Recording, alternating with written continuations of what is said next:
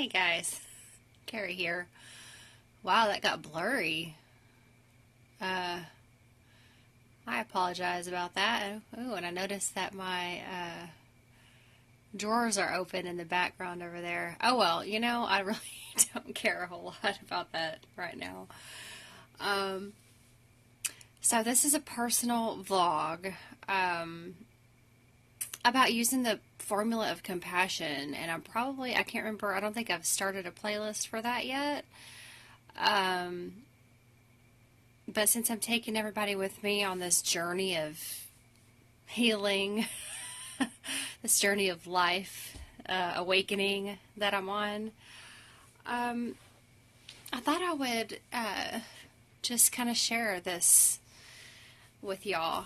I have a couple of notebooks here that I'm going to be looking at through this. I'm going to try and make it kind of brief, but I'm not going to rush through it. If y'all want to know how to use the formula to heal your trauma, then you'll watch it. If not, then, you won't watch it. You're either going to watch it or you're not going to watch it. So, okay, this is about a very, very, very personal issue. About as personal as the one with my mom and the the incident that I shared with y'all. This was my last relationship. It ended in 2014, officially, and I've been single ever since. You gotta excuse me, I'm in my room doing this because there's really no other choice right now, and there's a lot of dogs that live here. My daughter is due to be home at any point, and if the dogs start barking, I apologize in advance, but it is what it is for now. So I'm going to briefly take y'all through this relationship, the key points in the relationship. I did touch over it briefly in my About Me's, because I didn't want to just start a channel and not tell anybody who I am, and y'all are like, who's this crazy girl talking about stuff that sounds weird. Yeah, so I'm going to take y'all through the bullet points of that, so y'all will understand what I've done with the formula of compassion, and it'll make sense to you when y'all are using it. And my phone is just like kind of standing there, so if I accidentally bump it and it falls off, that will maybe happen. So hopefully not, though. Let's move this over here. Okay.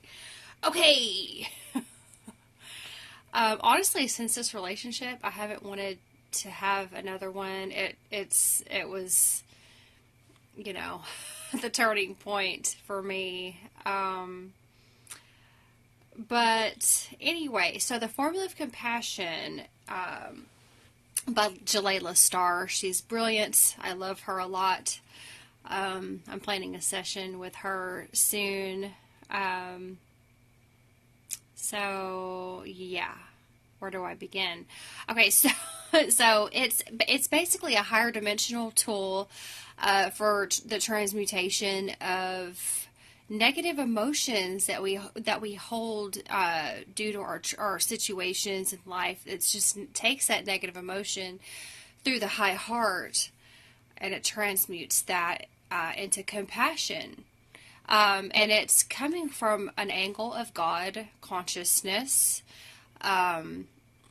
where we're all souls playing roles in the game of polarity integration. There's no blame, so there's no need for forgiveness. So in this particular instance with my ex, I did have a little trouble. It's a very fresh thing for me. Boy, it was a doozy, I tell you. But you're supposed to use the formula on yourself in every situation that causes pain. You use it on yourself first, and then you use it on others. And I'm going to take y'all through the formula, of course. But in my life, I mean, I've had relationship after relationship after relationship, and I was scared to be alone. I didn't want to be alone. I didn't know how to be alone. It scared the crap out of me, the thought of being single. And so I didn't love myself. I didn't know how. I was never, I mean, when you're born and into a sleeping society and you're taught that parts of yourself aren't good, I mean, what happens to those parts that you turn away? I mean, you run from yourself. You're scared of your own shadows. So, yeah. I met my ex online, right after a relationship had just ended, honestly. It was, I mean, right after that. Of course, I put my best foot forward. I didn't, really say that I was lacking self-love, that I didn't know how to love myself. I was in denial of that stuff. So we always do that, don't we? We don't really give away our secrets right away, because you're like, well, if I tell you how I really am and what I really look like when I look in the mirror, then you're not going to love me. And I'm like, love me, love me, love me, love me, please, love me. So that wouldn't look too good on a online profile. So yeah, and so I met him, and of course we hit it off, and everything was great. And I immediately ignored the signs that it wasn't going to work out.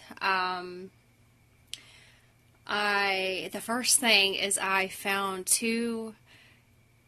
emails to two of his exes that were explicit. One of them was kind of explicit, and then the other was like, yeah, I'm with this girl, but I really miss talking to you. And I'm just like, and I woke him up. We were drunk, and he passed out, and I woke him up, and I was like, what the fuck is this? And I was really angry, and I should have ended it, but I didn't.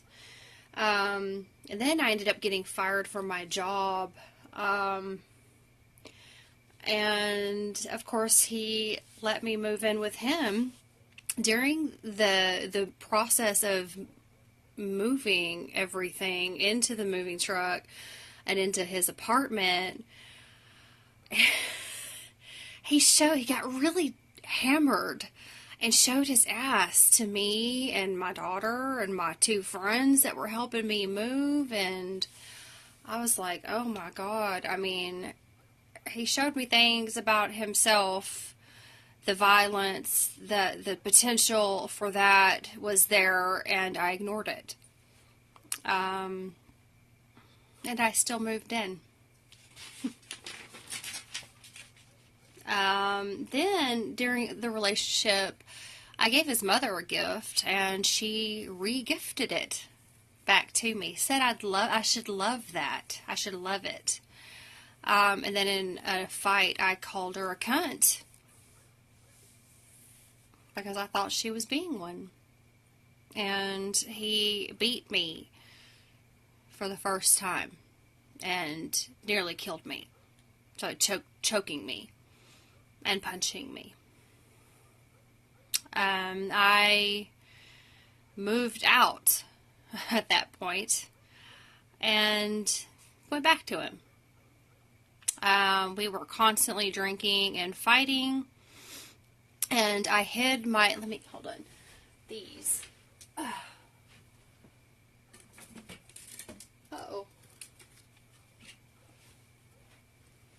These are my mother's shoes. My mother died when I was a baby, so of course I didn't want him to get a hold of them. I was like, oh hell no, I don't want that to happen.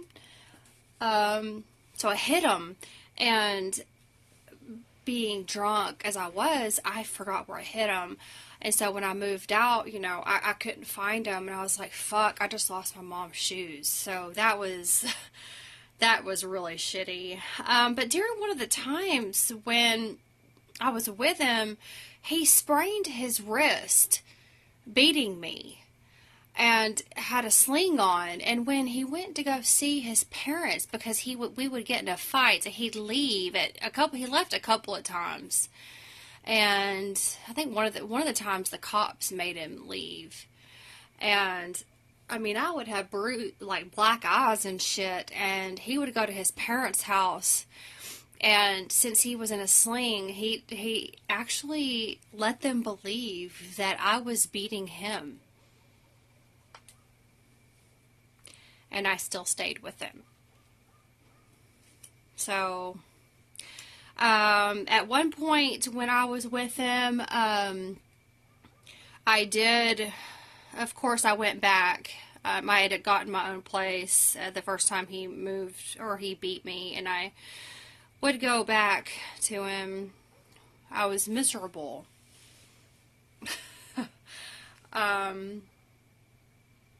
Yet I still stayed, and I would get wasted, and we were doing cocaine. We were just drinking constantly and fighting.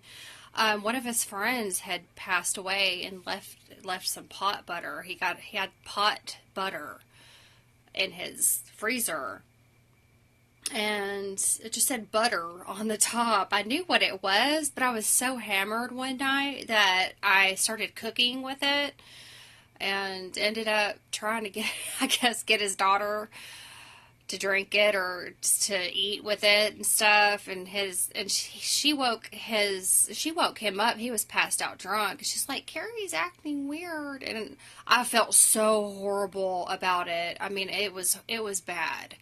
It was really bad. She was like 12. But you got to remember, before anybody judges me, my uncle gave me meth when I was 14. Meth. Okay, this was a little pot butter that I sprinkled on some popcorn and chicken nuggets, and I was making popcorn and chicken nuggets. I was freaking out of my mind, blitzed. And then her mother found out about it, and they gave her a drug test, but there was nothing ever in her system. So they couldn't really prove that I did anything. They tried to have me arrested and all this shit after all of that. But then his parents, since they thought that I did that and I was abusive to Matt, said, well, if you... his name's Matt. Well, whatever. What is he going to do?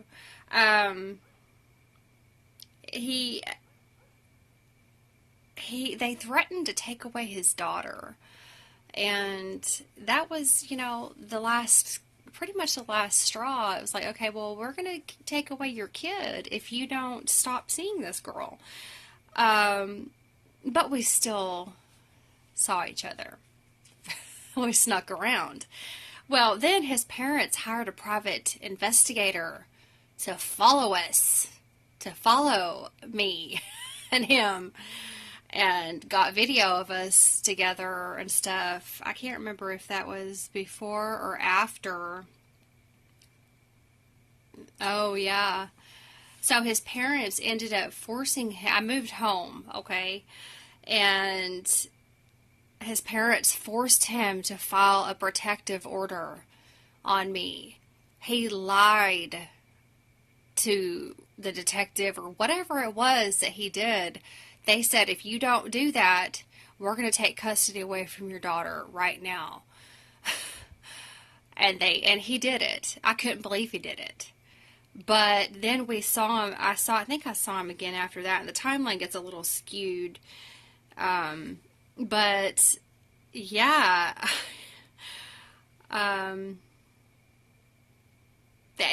Then they got the video of us together, and they were like, we're fixing to do it now. And he changed his number. He was the one that ended the relationship whenever, and I was like still trying to push for the relationship even after all of that.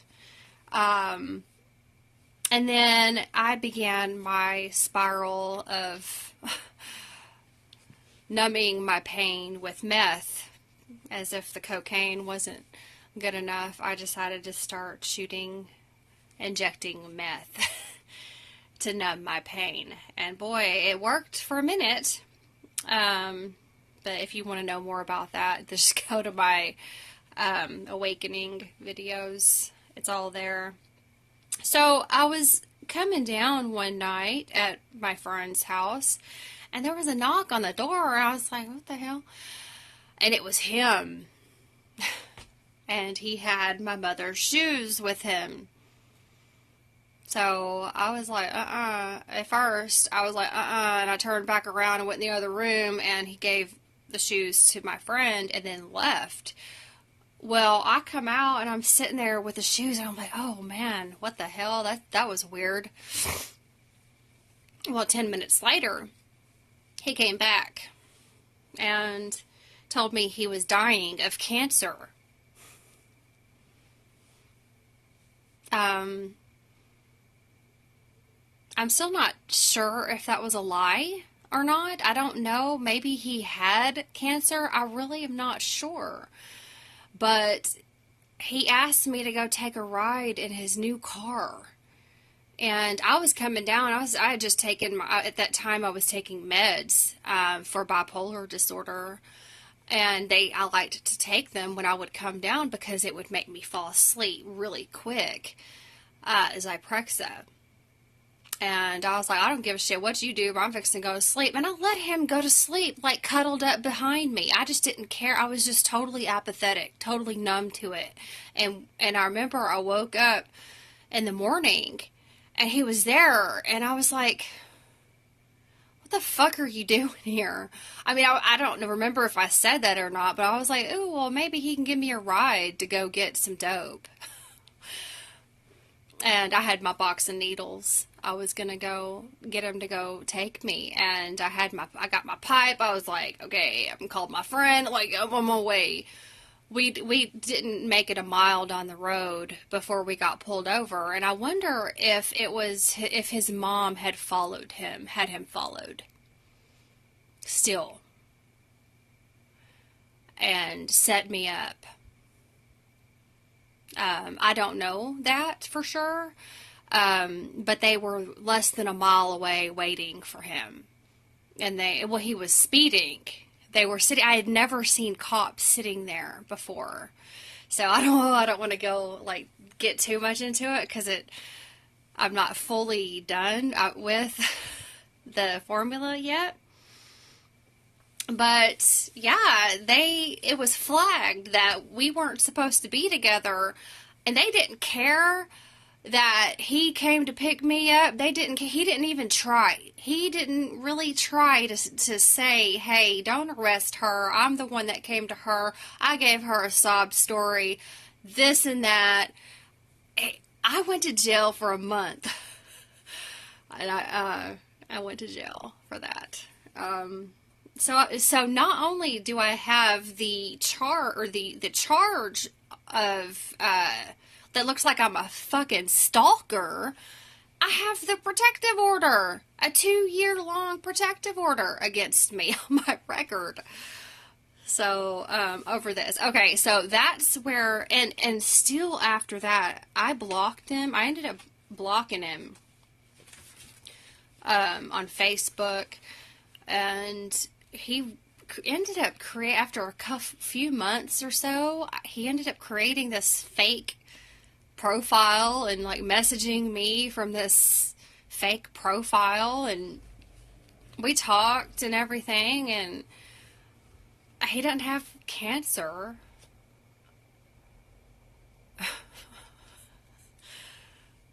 So there's that. You're up to speed on that. So what I'm going to do now is I'm just going to read what I did with the formula of compassion. I did the first part last night. It was difficult to do because you have to really think outside the box with this. It's a very high dimensional tool. And I recommend that y'all go and order it. The Keys of Compassion. I'll post links to everything. I know this is getting lengthy, but y'all, we're worth it. We're worth taking the time out of 100 years max of our lives to heal our souls, aren't we? I think that's more important than drinking beer and watching the Saints play. I like Drew Brees. But okay, so this is what I'm going to do. I'm just going to read exactly what I wrote. I don't care. It was raw, and I just want y'all to learn from it, and I benefit because I get this shit off my chest. So, okay. How my back is starting to hurt. Okay, so the situation, me, Matt, lying to get protective order. Step 1. What is the lesson I wanted to learn regarding Matt and his family? And I wrote, made me feel right here. Can you read that? Made me feel on this side there. This isn't typically how I do it, but this is just what came out. Betrayed, abused, neglected, powerless, incarcerated, ashamed, embarrassed, depressed, defeated. The dogs are now starting to bark. Isn't that just perfect timing? Sad. Bubby. Let me let him out of my room real quick. Go on. Go.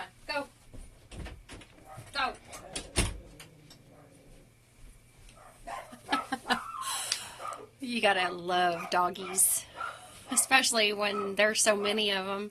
Okay, sad, angry as fuck, unable to trust anyone, beaten, gaslighted. This whole situation was one that gaslighted my soul and carries extremely heavy weight surrounding it.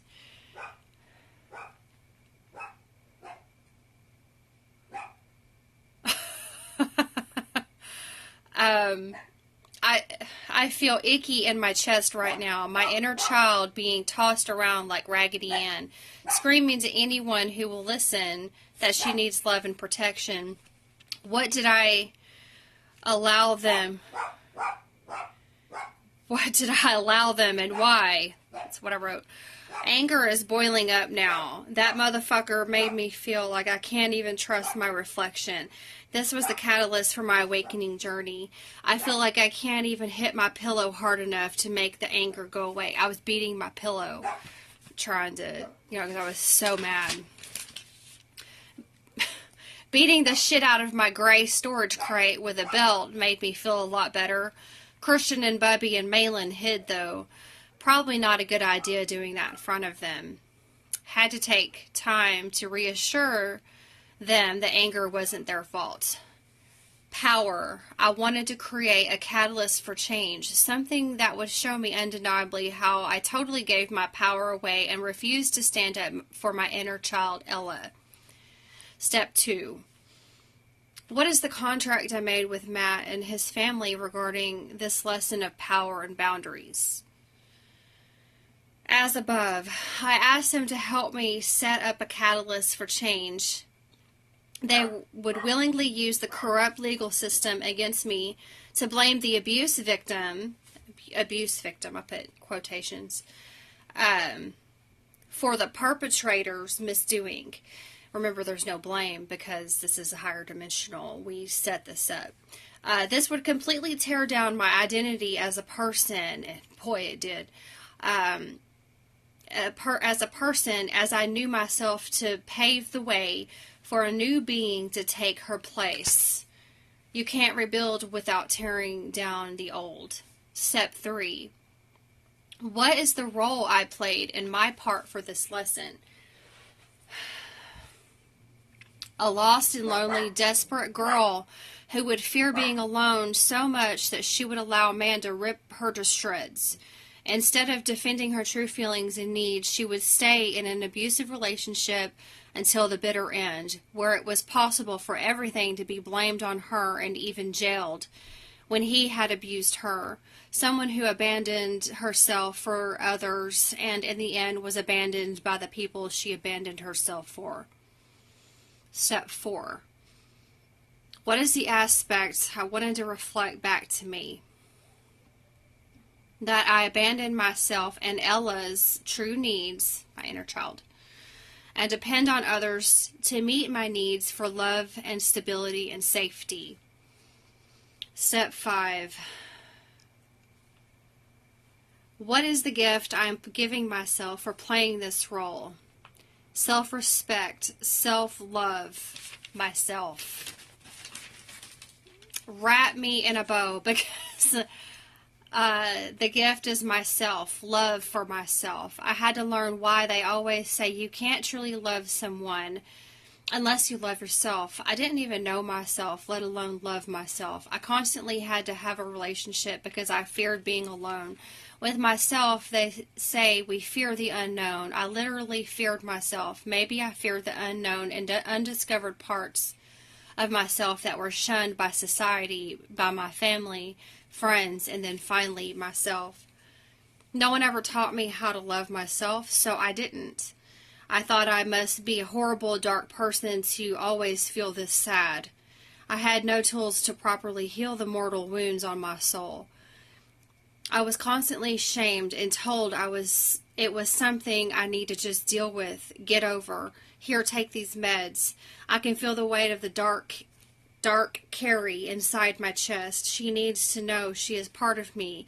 I refuse to give up, ever. I love you, Carrie, all of you. The fact that we are divine has eluded us for a while now. We are beautiful in every way. There is no sin. There never was. The gift I give myself is love for myself. And to never ignore myself again. I must never abandon myself, Ella, or any other being associated with myself again. Rachel. Every part of me is good, bad, swirled into love and wisdom. Rachel. Before I forget, I just heard this name, Rachel. And it's interesting because Ella... I heard the name Ella being associated with my inner child. Ella translates to her. And Rachel, I looked up, is you, E-W-E, like a sheep, but you. Her and you. Okay. You can't make this shit up. Okay, step 6. Can I accept the role I played to teach myself this lesson? Yes, it was the catalyst for the events that made me the amazing and brilliant genius I am today. I am proud of everything I have learned from it. Can I allow myself to let go of anger, shame, and resentment for playing this role for the lesson? Yes, I am already feeling lighter. Step 8. Can I release myself from blame for the role I played in learning this lesson? Yes, I release myself from blame. Step 9. Can I do something kind for myself? Play with Bub and Christian, my dogs. Okay, I'm going to take you directly into the next part, which I did today on Matt.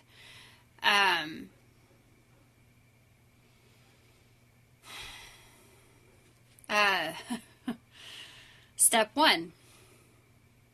What is a lesson I wanted to learn regarding Matt and our conflict? An obvious lesson about defending my inner child and her needs, regardless of outcome. I wanted my power to be taken away when I refused to stand up for Ella over the fear I had of being alone. not in a relationship. I abandoned myself and ignored my instincts every time. I wanted to clearly see how my refusal to defend my boundaries would do more harm in the long run and how my lack of self-love would destroy me. Step 2. What is the contract I made with Matt regarding our conflict and relationship? Strength and faith in my decision, trusting my instincts, love for myself. I asked him to help me create a situation where I would have several opportunities to leave when every instinct told me to. I would ignore Ella at every turn, despite nearly being killed more than once. I would abandon mine and her needs for safety and love over the fear of being single. The situation would escalate to the point of gaslighting my soul in order to be the catalyst I would change my entire life over. This would shake me so much that there would be no choice but for me to change. He would beat me several times, tell his parents it was my fault, then file a fraudulent protective order against me when I was refusing to protect myself. Then he would still contact me and get me thrown in jail because he visited me. He would do everything in his power to defend himself while I refused to defend myself and got the shit end of the stick. He would show me what I should have done the whole time. Step 3. What is the role I asked Matt to play to help me learn the lesson? Matt played a weak, spineless mama's boy who couldn't even tell his parents he smoked or get a tattoo. A sheltered, self-absorbed alcoholic who had to hide parts of his true nature, or his parents may not approve. Someone who's so desperate for the approval of his parents he would lie under oath and gaslight my soul because his parents threatened him. Someone who didn't like looking himself in the mirror. So I just pointed the finger at him, and when you point the finger at somebody, you point 3 back at yourself. So step 4 is, what is the aspect of myself I wanted him to reflect back to me? I didn't have parents that spoiled me. Mine died a long time ago. They abandoned me.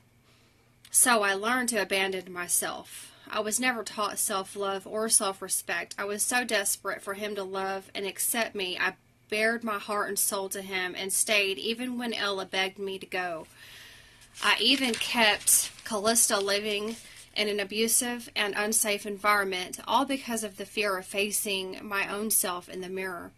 I would rather snort a line off the mirror and make believe we were happy, a happy little family.